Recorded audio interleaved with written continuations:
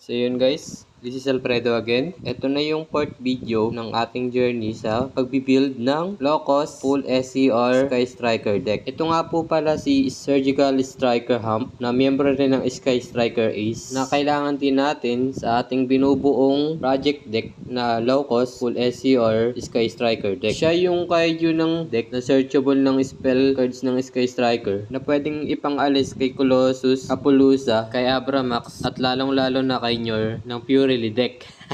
By the way, ito nga po pala yung effect niya. This card is always treated as a Sky Striker card. If you control a Sky Striker Ace monster, you can special summon this card from your hand to either field by tributing one monster from that field. You can only special summon Surgical Striker Hump once per turn this way.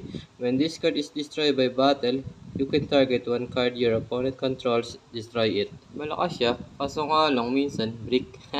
Once again, this is